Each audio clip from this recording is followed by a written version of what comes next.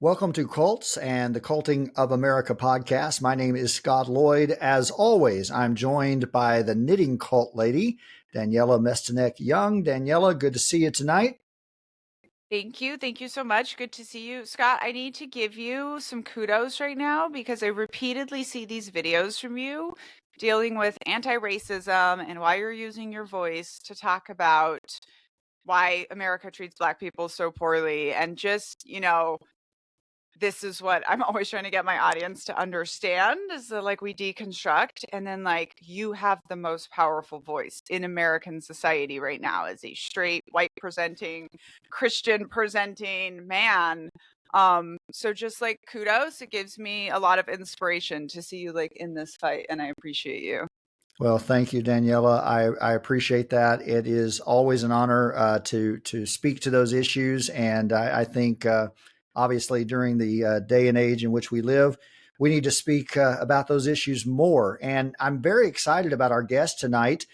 Joining us is Scott Okamoto. And Scott, welcome to Cults and the Culting of America. You have a fascinating story, and I can't wait to get into it. And as I was telling you before we came on, your story really parallels mine in a lot of ways. So, Scott, welcome. Take a moment and introduce yourself to our audience. Yeah, Daniella and Scott, thanks for having me. It's an honor to be here, and I'm really excited to have this conversation. As you said, I have a similar background as yours. I grew up as an evangelical Christian, and depending how we define cult, I mean, I kind of think most of Christianity is a cult with high control and all the ways they enforce the rules. But I had it pretty easy because I was at a kind of a lazy Christian church. they, they didn't, like the worst cults will do the thing where they separate you from your family or take control of your finances. They didn't do any of that. It was kind of like, here's all these rules that you should strive to, and if you screw up once in a while, God will forgive you. We might forgive you, and so. I grew up, conservative, Republican in Southern California.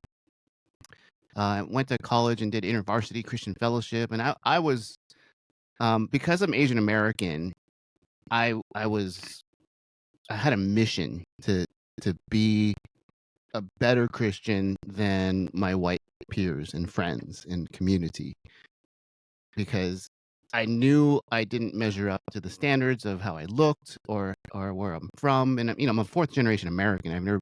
I've never been to Japan, but I was seen as a foreigner and as an immigrant. And so my way of dealing with that was to be a better baseball player and to get my hunting license and to to know sports and to be an incredibly evangelical Christian. I witnessed to my friends, I witnessed to my teachers. I look back now; those my poor teachers having to listen to me ask. I can relate to that. I was so obnoxious as a young Christian. I remember in junior high school, I'd carry my big Bible under my arm. I was weird. Yeah. And Scott, what you say is so interesting because I think what's true about kind of all high performance groups is your number one goal is don't stand out, right? Don't stand out, which is great if you look like white Scott here in evangelical Christianity, right? Less great if you look like me in the military or like you in American evangelical Christianity. And I was even noticing this on the Dallas Cowboy Cheerleaders documentary, right? They have a look, which is blonde with blue eyes and big boobs, right? And if you have that look, you can be kind of mediocre. But every bit away from that look you have to be really good. Right. And I think in that way, they do kind of isolate you because you're always running on this track trying to be perfect.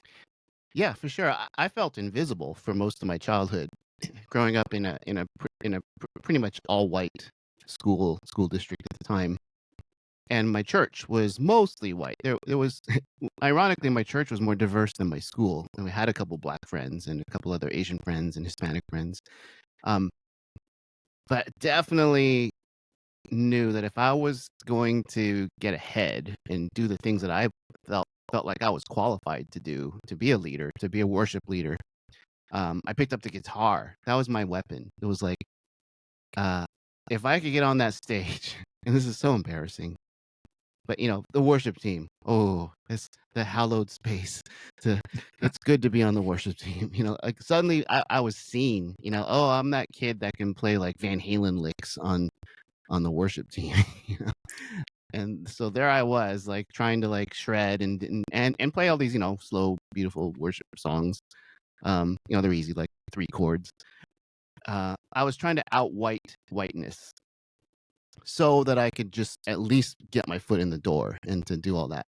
And as I got older and as I got to college, and I mentioned InterVarsity, I started to, wonder, like, why do I have to do this? Do I even want to belong to this cult, to this tribe of people? And the farther along I went, I realized I didn't. Less and less. And so by the time I got out of grad school, I got a Master of Arts in Writing, moved back to LA. My wife and I lived in San Francisco, moved back home to LA, and I started teaching at Azusa Pacific University, which is this, it's like Sunday school, but you get a degree. It's not a real school. But I felt like I'm still kind of a Christian. I can, and maybe, this will help my faith that was slipping away. And so I signed up, I got hired, and I had a great time dealing with these kids that reminded me so much of what I was like. But I had one foot out the door, and as far as faith went, and being at Azusa definitely pushed me all the way out. I was like, oh, so there are no answers to my question. That I tried to talk to theology profs and biblical studies profs, and no 2 of them ever agreed on anything theologically, how you read the Bible. But they still wanted to enforce all this stuff. Don't don't drink, don't have sex, don't be gay, especially don't be gay. And so I made it through there for like 15 years. I got hired full time. And I wrote a book called Asian American Apostate.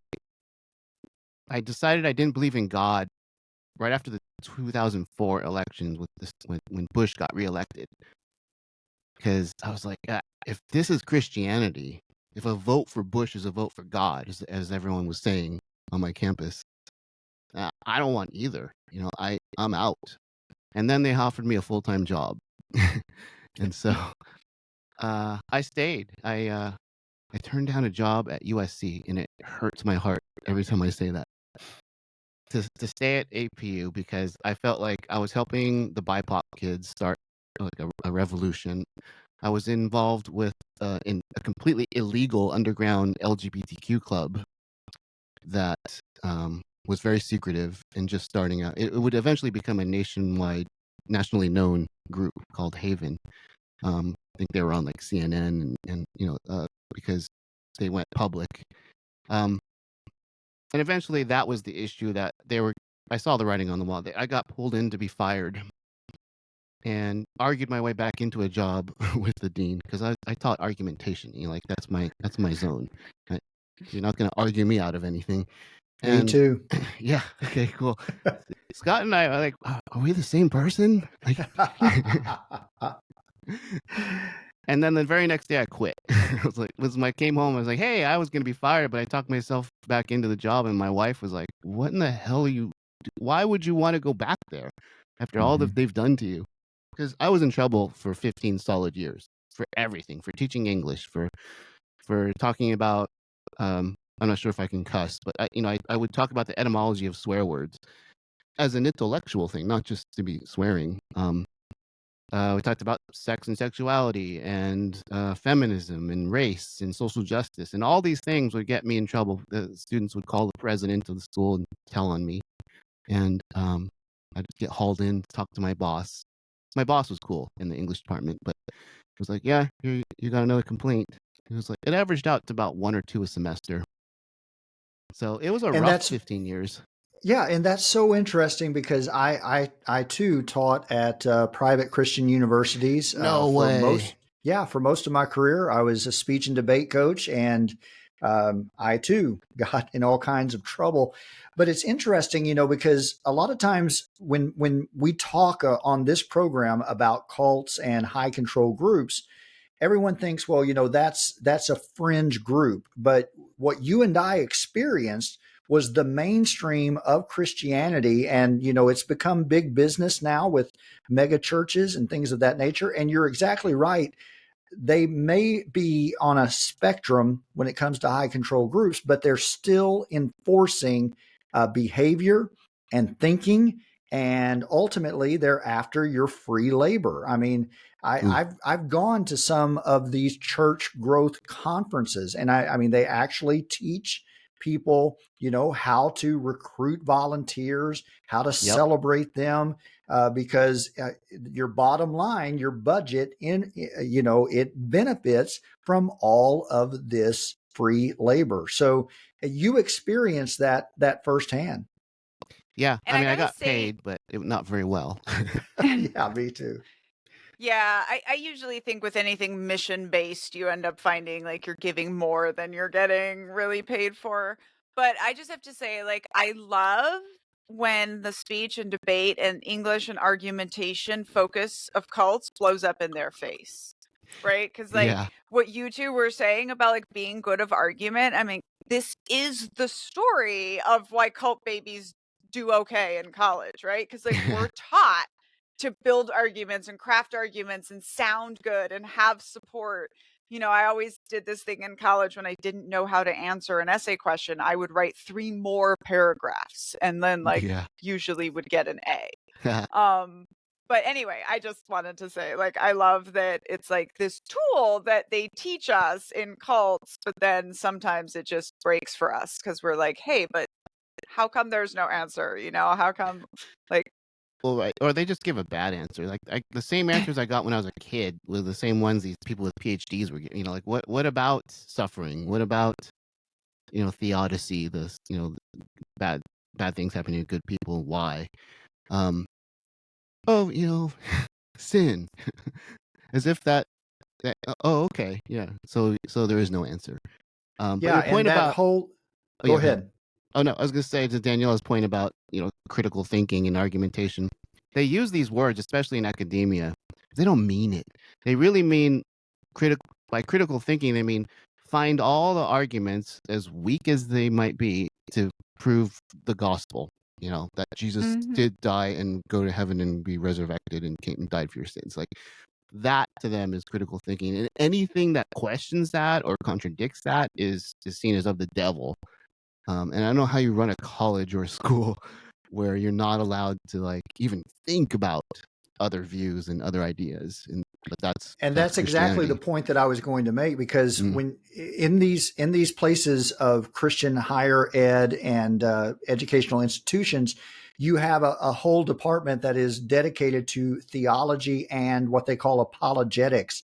But the yep. difference in apologetics and real scholarship is that apologetics always starts with an idea, an end in mind, right? They believe it to be true, and so then they look for all of this Yeah. evidence to confirm what Yeah. they already believe to be true. Whereas real scholarship goes where the evidence leads. And it's not about confirming something that you already believe. And that they pull these students in, and especially in the last few years that I was involved with Christian higher ed, young men especially were eating this up, right? So you've got this whole alpha masculinity type movement, even in Theo Catholic. bros.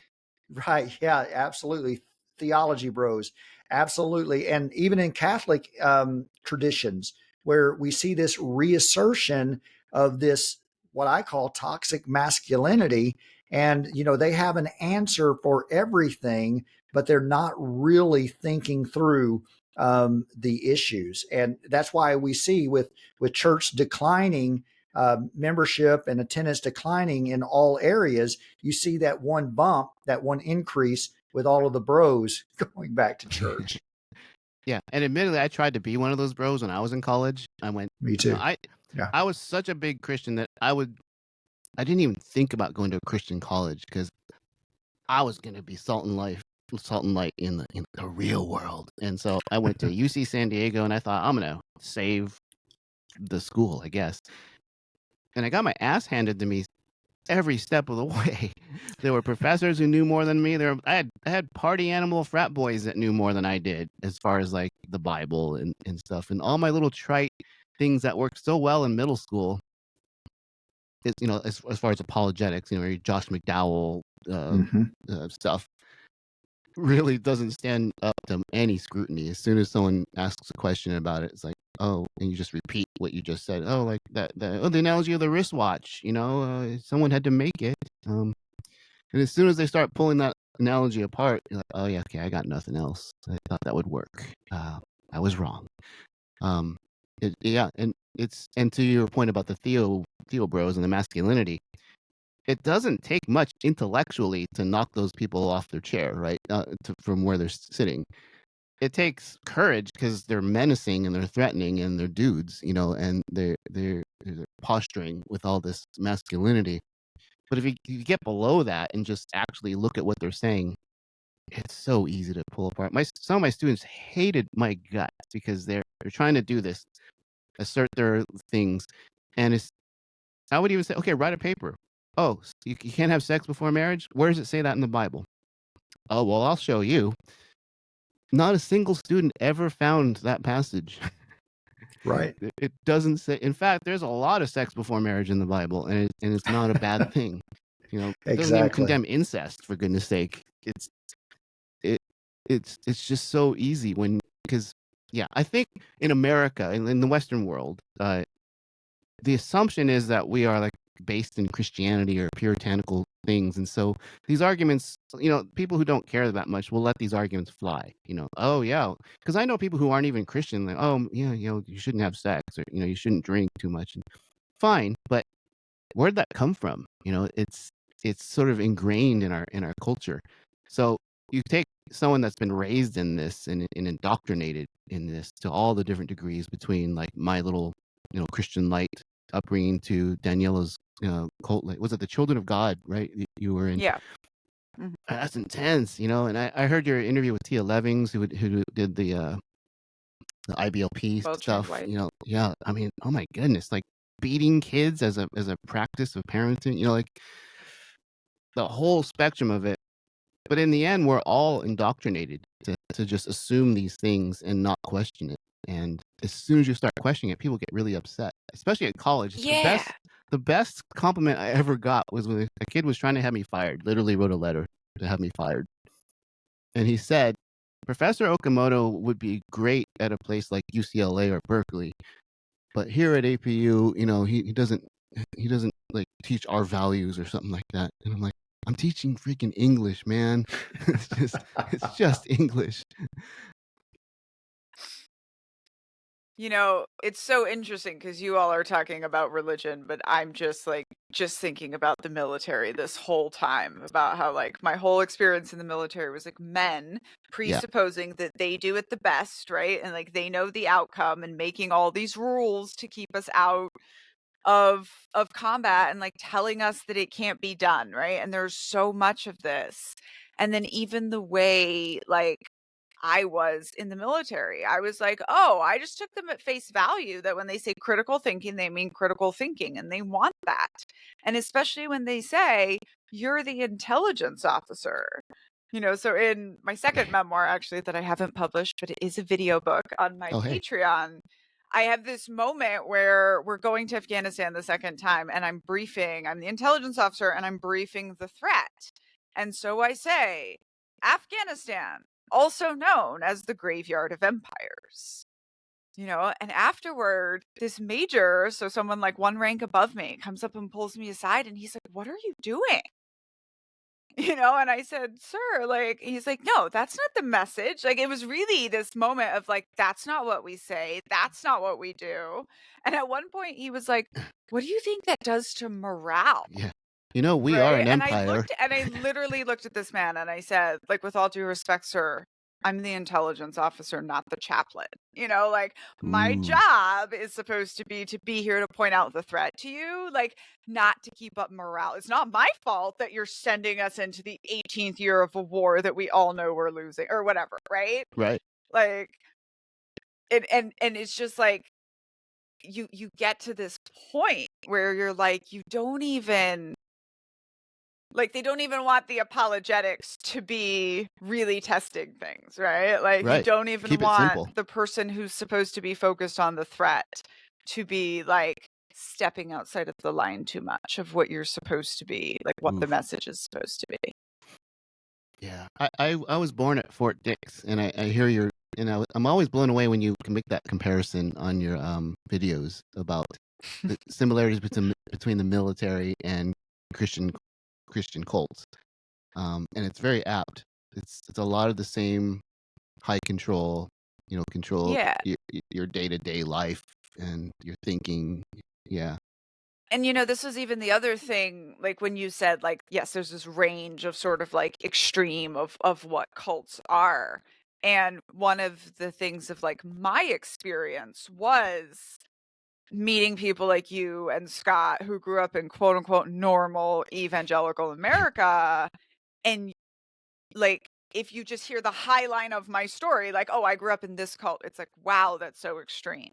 But then I hear your normal experiences and I'm like, oh no, like we did that, right? Like, I honestly Yeah. think the children of God is just the extreme that you're like conservative Mormons and evangelicals and Catholics, like that Yeah. level of control that they wish that they had, right? Or like the performance that you're doing. When I logged in and I saw all this music equipment behind you, I was like, yep, Oh. cult baby. Like we know this.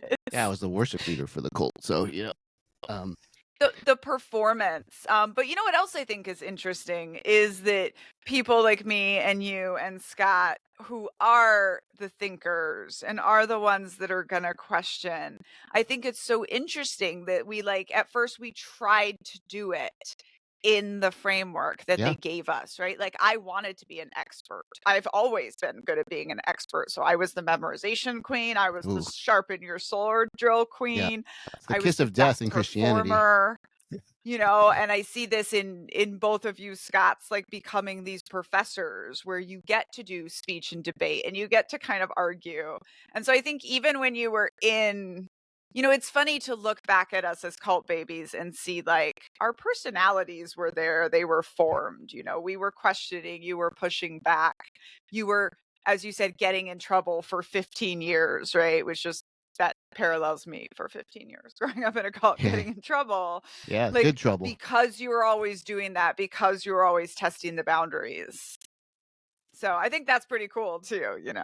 It was Scott, fun. I grew up the good kid, the uber Christian, but to get to APU and suddenly be seen as kind of evil, I gotta admit, was kind of a trip. It was like, ooh, I S- I'm Scott, it scary. strikes me. Yeah, it strikes me that taking the path that you did, that as an Asian American, I want to talk a little bit about this because we also talk about on this show the sort of the meta cult of white supremacy, right? Yeah, So, as an Asian American, your group of people are often characterized as the model minority, right. and it strikes me that as an Asian American with the Christianity card, that you were poised, right, set up to be a showpiece for Christianity. Had you not had these darn thoughts. Dang thoughts. Yeah. Um, yeah, it was a trip growing up in the 80s, I guess, as when I kind of came of age as a teenager. Because there was no like multicultural programming. It was just survival and the early beginnings of Christian nationalism that we see today. And um, I'll say this: the good part about being Asian is most of the cults don't want me.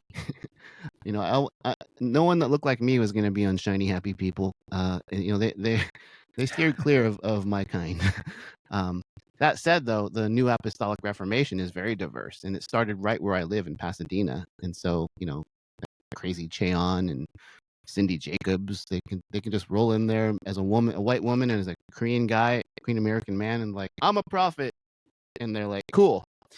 And so, the thing that they don't talk about is race, and churches today are trying to have this conversation, and they're about 20 or 30 years behind the rest of the world when it comes to this. But yeah, I grew up knowing that I never thought I could be like a head pastor. Never, wouldn't have even crossed my mind, because not white guy. I thought maybe I could be a worship, but even I never saw a worship leader that wasn't white in the 80s and even in the 90s. So just trying to figure out how to carve out an identity, because I wanted to be part of this group. I grew up in this church and in this movement and this evangelical thing that was growing up all around me. But I kind of knew that there was a ceiling, this glass ceiling kind of thing, where I was never going to be the guy in the room. And even when in the 90s, the evangelicals kind of, some of them got into this diversity thing. Mm-hmm. And I had some good conversations in InterVarsity in my chapter in San Diego, but it was always still, diversity is still a white person in the middle of the room, the center of the room, who surrounded by the non-white and male people that they allow to be on the side. It was never going to be an equal seat at the table, equal footing. Right. And so the funny thing, though, is like, even with racism, patriarchy, all the things, that's not why I left Christianity. I was ready to live the rest of my life fighting the good fight for social justice and for racial reconciliation was the buzzword of the 90s. And I knew there was racism. I knew there was sexism in the church. And I just felt like that was my mission, to help, to be a missionary inside. And so when people think, well, you're just angry at the church, that's why you left. No, not why. That was my mission. I was going to do this for the rest of my life, and I was happy to do it. I left because of a whole bunch of other reasons, like the Bible doesn't make a lot of sense, and yeah, the politics, and yeah, This all of is it. why I keep thinking of the military when you're talking, because like the cult I grew up in, I never wanted to be a part of. I never really tried, but in the military, I really tried, and Yeah. it's almost like these organizations that are not equal, they'll use the us versus them against you, right? It's that whole like, oh, you're not like other ones, like you're the good one. And you even said like you were being exposed to more diversity in the church than you were like in your school, my neighborhood. Yeah. So it's, I don't know, I'm writing a musical, and one of the lines I'm definitely putting in there is Alanis Morissette will love you just the way you are if you're perfect. Yeah. But in the military, like you're only perfect if you're a 6'2" straight white man with blue eyes. Oof. And then every denomination you are away from that, you have to work harder, and you're never going to quite be there. And even if you're better, so Yeah. this is also why I find that like talking about cults does such a good parallel to talking about like our society and these things that are going on right now, because this is what we experienced in cults is kind of what America is going MAGA through is a at cult. large right now. Yeah. And to Scott's point about the model minority thing, the model minority myth was always a double-edged sword. Sure, it gave some East Asians, not Southeast Asians and not South Asians, but your big three, Korean, Japanese, Chinese, it gave them a little bit of status. We're the good ones. And it was just white supremacy using us as a wedge between other people groups, and it's particularly against Black communities. Mm-hmm. We came here and faced all kinds of discrimination, but we didn't have slavery. We didn't have Jim Crow. We had other things. My parents were born in incarceration camps. But if we can't play that oppression Olympics. We have to build coalitions with everyone willing. and Asian Americans, and I'll say this, Asian Americans need to recognize their place. And we have to recognize that Black Lives Matter. We have to recognize the work that Black people and communities have done to allow us to have these movements and to be part of them. It makes me so angry when I hear like of people, and it's usually older people, who lean into the model minority thing. It's just like, no, you're being used by white supremacy, and that ain't it. That is Yeah, not the way forward. And I appreciate you saying that, because it's just a testimony, right, to how big and powerful and pervasive white supremacy is. I mean, it's ingrained in all of our institutions, to the fact that, it even endeavors to separate people, to lift one minority up over another. And you're exactly right. I want to talk a little bit about your journey, as if we can return to that. Was there a particular moment that the light bulb went off, and you said, "Okay, I'm done trying to fulfill this mission of helping the church see that their racism and all of that," or was it? In my case, it was sort of like I remember spinning records, right? And some of the records would have a slow fade at the end. There was no abrupt end to the song. Yeah, It was sort of like faded Fade out. out. I Yeah. feel like that was my story. What about Yeah. yours? Yeah, same. It wasn't anything, one huge thing. And my heart goes out. I know people who had horrible experiences in a church or in a Christian setting that was abusive and harmful in so many ways. I can't imagine. For me, it was like death by a thousand cuts kind of thing, where I accepted the racism, and I was an early feminist of the late '80s and early '90s, and I was ready to fight for my sisters in Christ, and yeah, to me it was more just seeing things. Okay, like for me, Sandy Hook was a big one. Where is God? Learning about the Holocaust. That is a tough theological thing. Reading Elie Wiesel, who had a relationship with God, but he was pissed at him. He was angry, and I was like, "You can do that?" It's like, oh yeah, it happens all the time in the Old Testament, actually. Moses and Jacob, and all these people who kind of fight with God a little bit. That was so far out of my understanding of things, and so once you get to that point, most of the teachings and indoctrination don't add up to the realities of life. One of my guests on my I have a podcast called Chapel Probation, where we talk about surviving Christian schools. And one of my guests is a good friend, and like he had a moment where, we're taught that you pray, and if your life is good and you're right with God, God answers your prayers. Well, his father got some rare cancer, and he was part of this Assemblies of God, very charismatic church. And they were all assured, oh, we're going to pray and we're going to beat this because God is faithful and blah, blah, blah.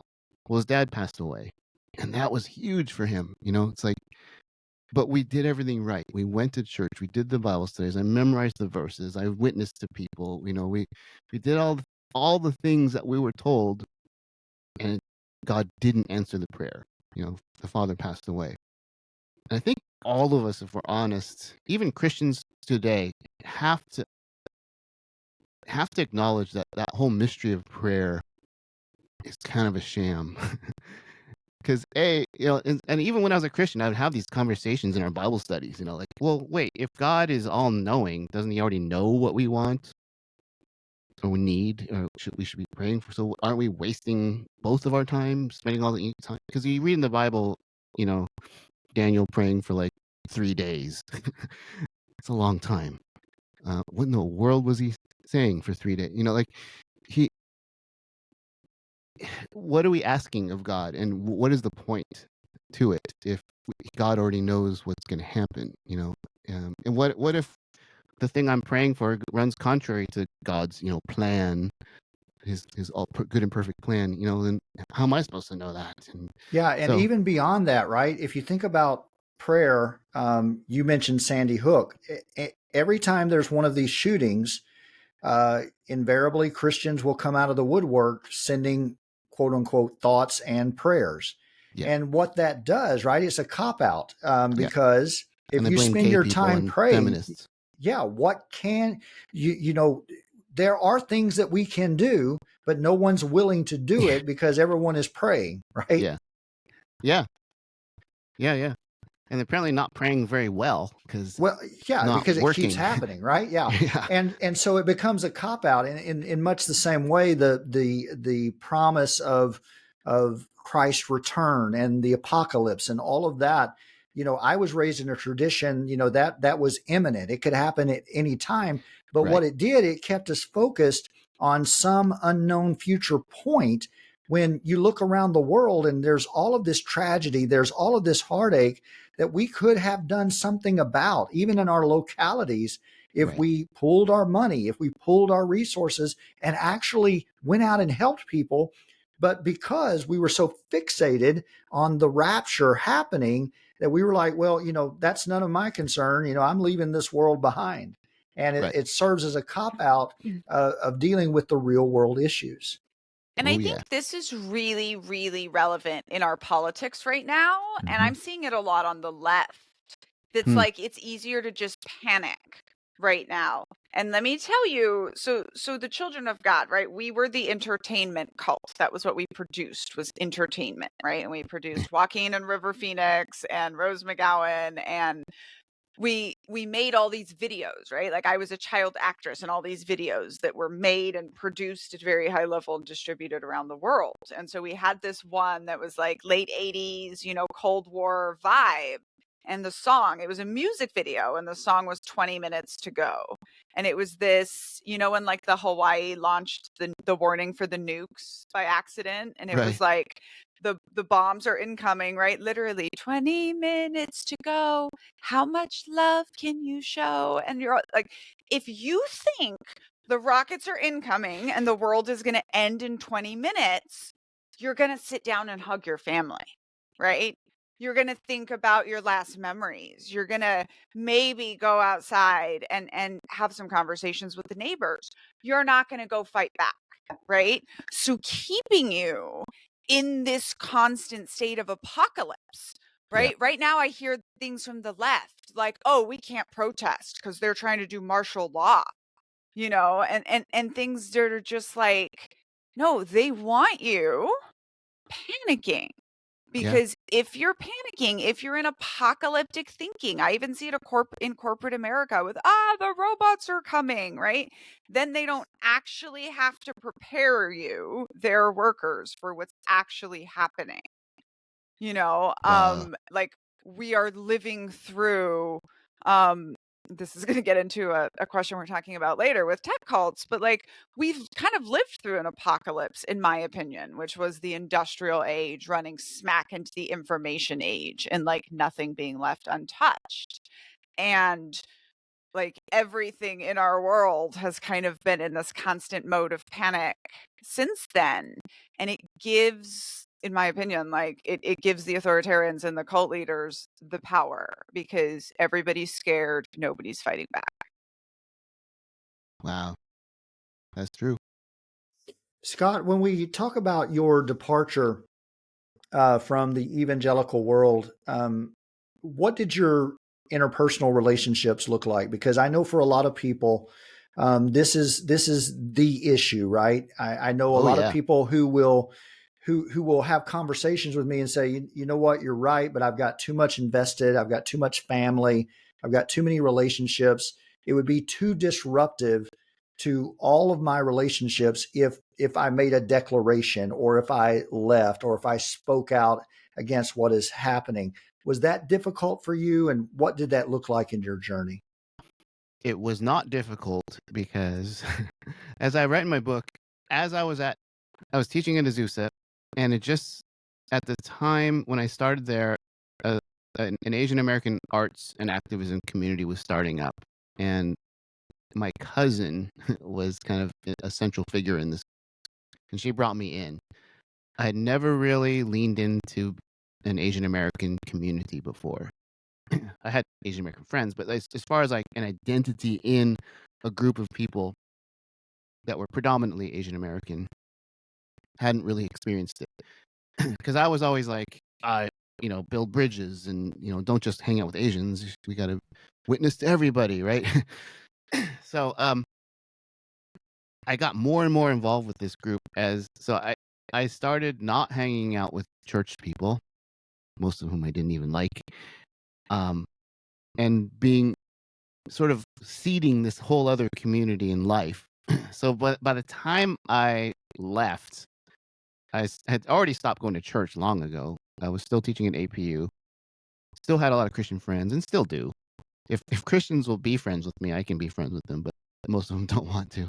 Um, so yeah, by the time I left APU, that was like my last foothold into anything Christian. I had this amazing chosen family group of people who were just waiting for me to come and just be there, and so I didn't have to live two lives anymore. So I was lucky, and I write all about this in my book about it made me be a musician again. I hadn't played music in like 10 years.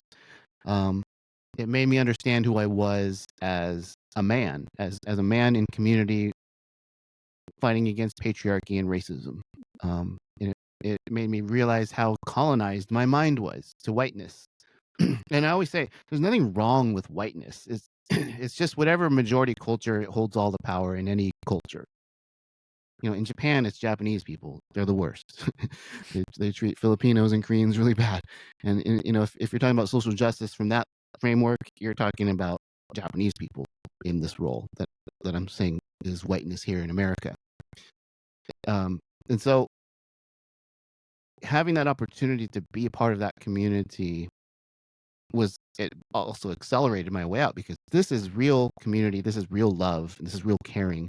There's no thoughts and prayers there. It's like if there's a need, we all round up each other and figure out how to meet that need. Thoughts and prayers are not even like in the lingo, in the response to anything. And so being involved with things, since my folks were all, and my families were incarcerated during World War II, the Japanese American community, by and large, it can be somewhat conservative, but we do not put up with people being rounded up. And so, after Right. 9/11, our communities were very vocal, speaking out against rounding up Muslim Americans.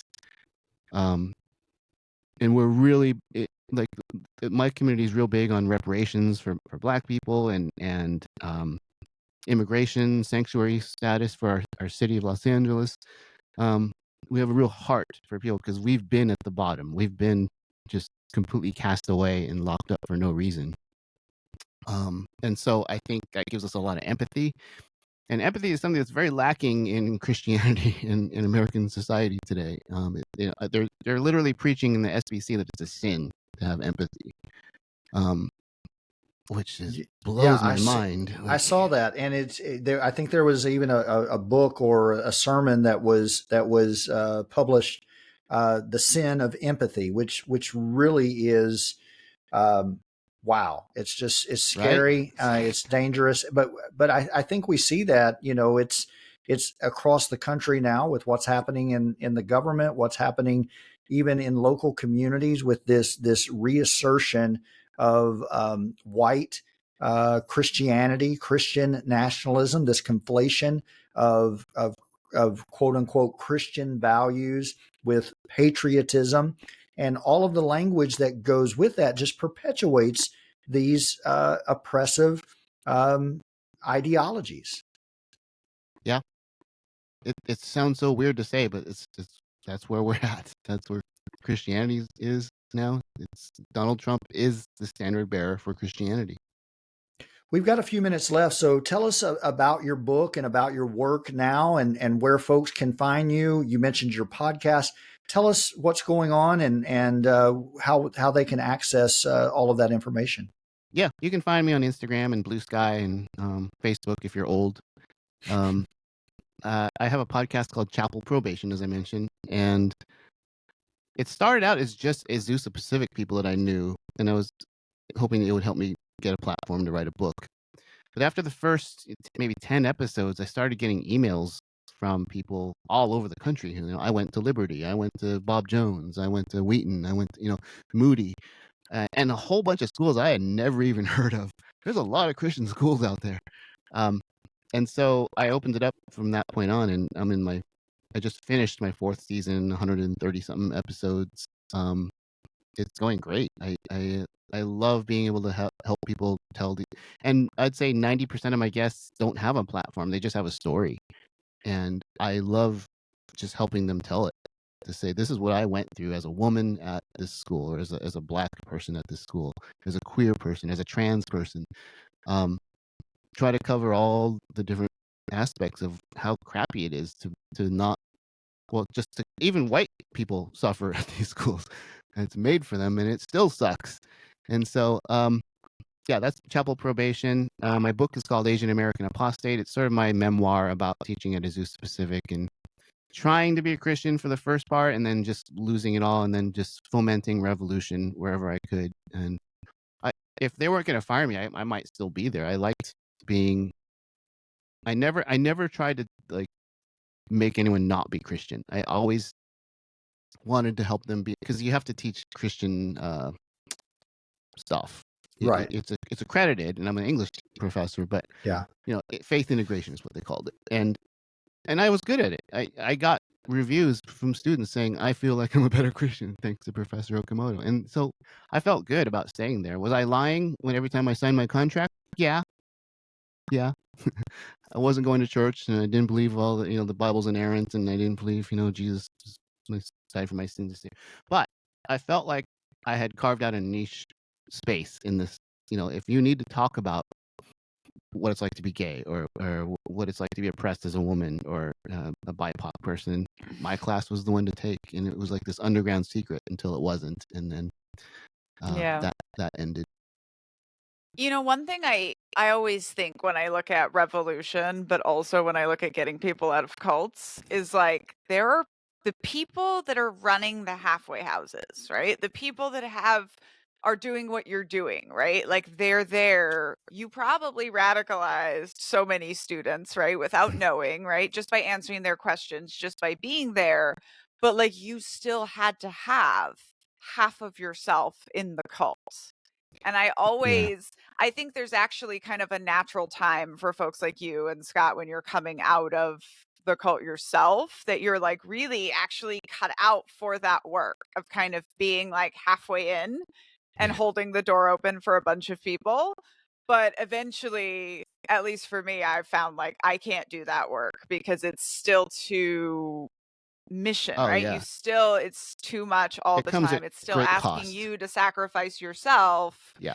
to be there for these students. Yeah. But yeah, I think it's almost like when you are a new convert and you have your missionizing phase, and then when you're on your way Yeah. out, you have like helping everyone else out Yeah. phase. Yeah.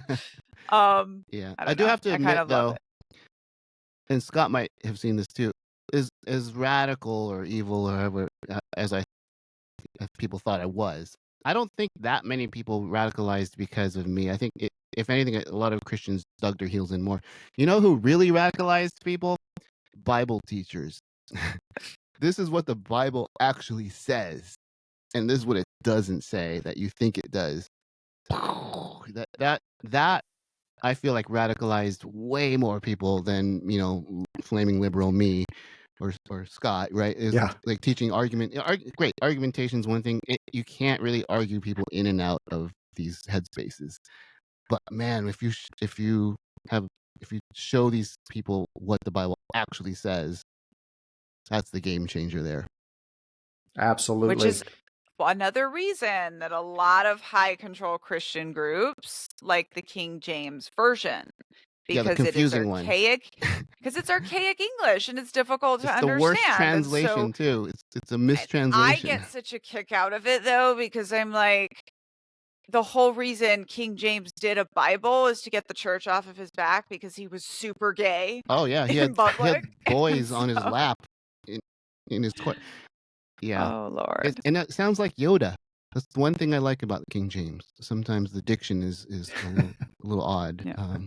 And But this also goes back to like a bigger thing I like to say, which is like real experts will draw the edges of their expertise in Sharpie, and like real professors and scientists and educators will engage with you about what's in the text, right? Mm. Like if that's what you're teaching and a student comes up with it, like I had a Catholic professor and I decided I wanted to get at her, and so I was going to write an essay about all of the homoerotica in Dante's Inferno and whatever, right? And like it was fine. I didn't get in trouble, right? Like she didn't like it, but she's a professor. She's Yeah. engaging with like what's on the page, what's the argument being made.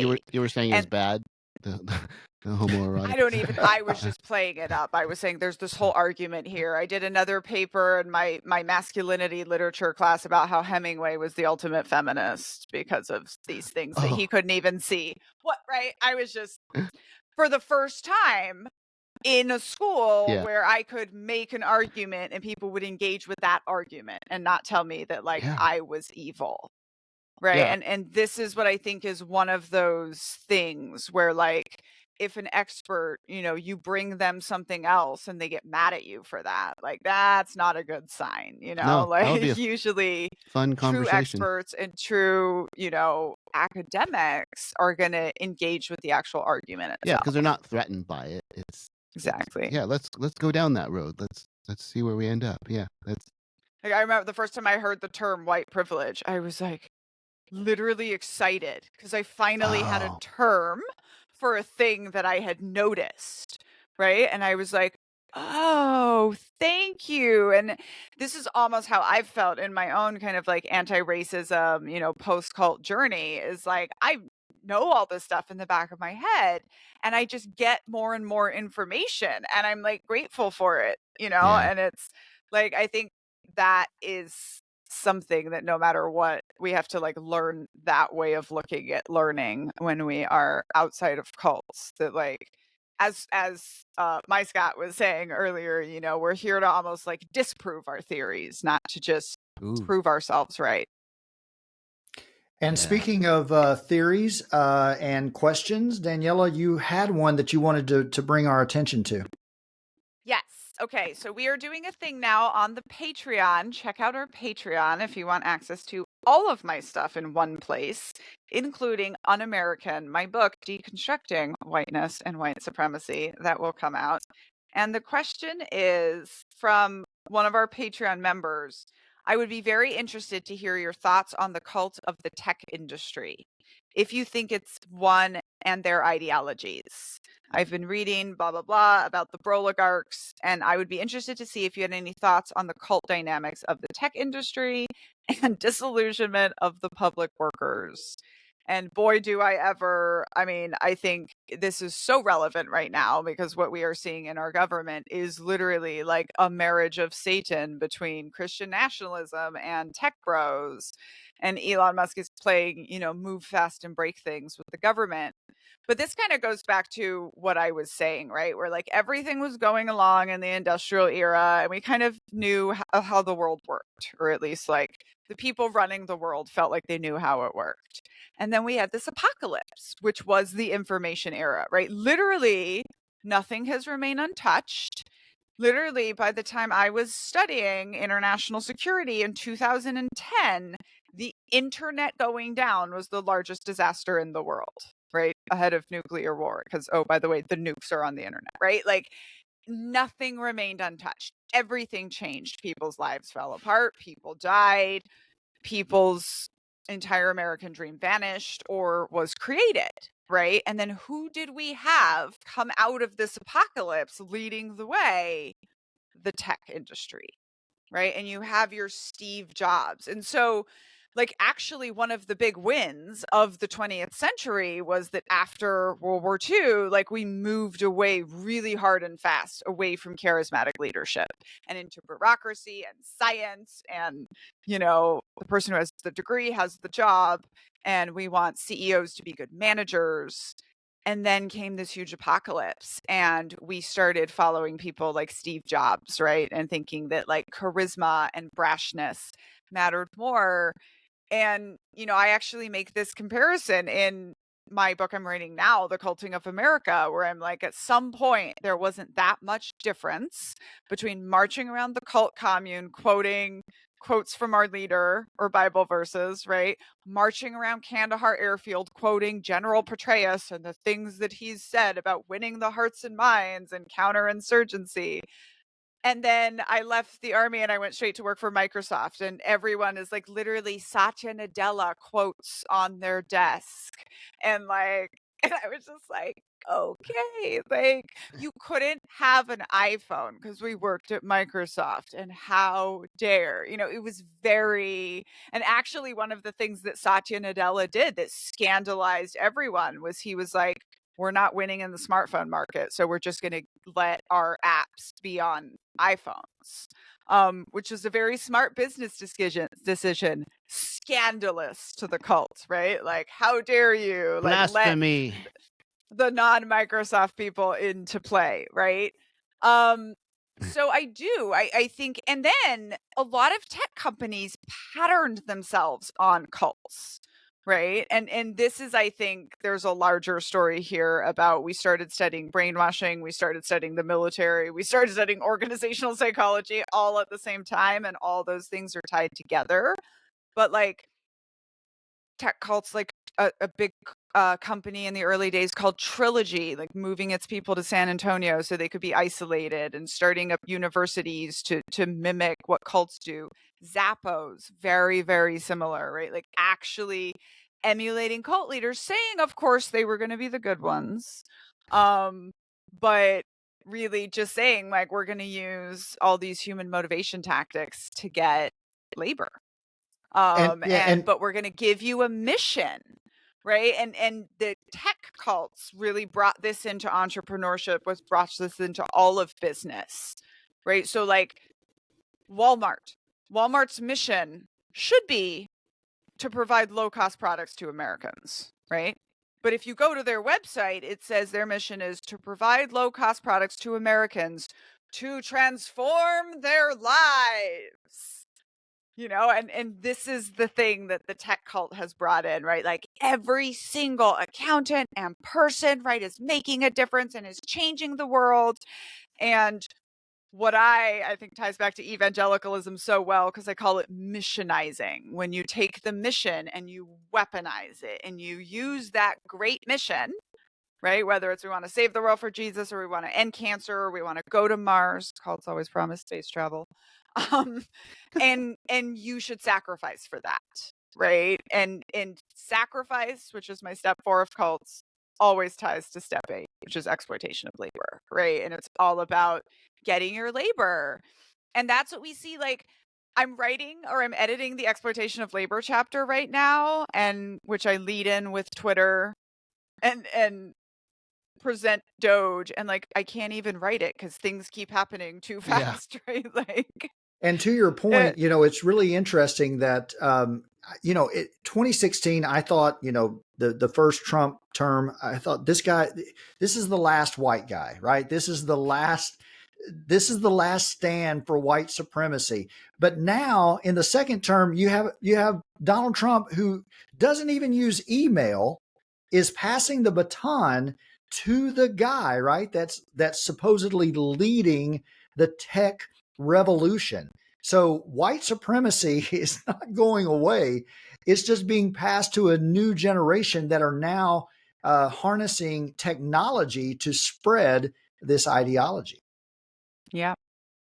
And, this is the same thing we see with all of our systems. I think, like, we built all these systems, but then we built human biases into the systems, right? So, like, we look at who built the AI, and it was like white guys and Asians, right? And so, like, didn't recognize black faces.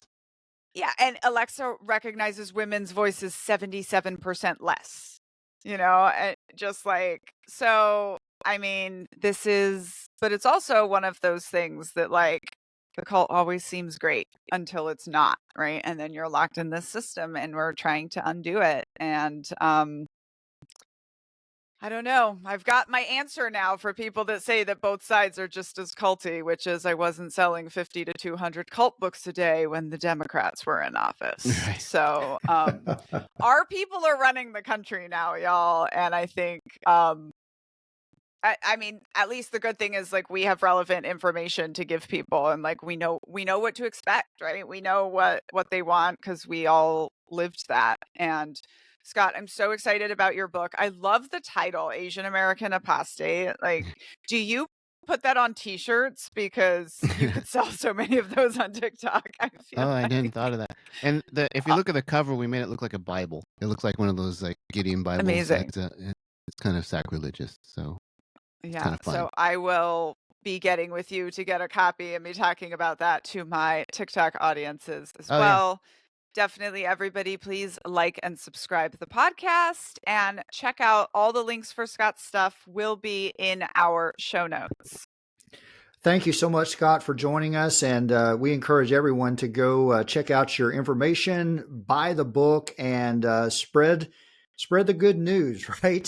The good news or bad news, however you want to look at it, that the culting of America is taking place right before our eyes. And yeah, just to echo Daniella, like the podcast, share the podcast, and tune in next time. And we'll see you all on the next episode of Cults and the Culting of America.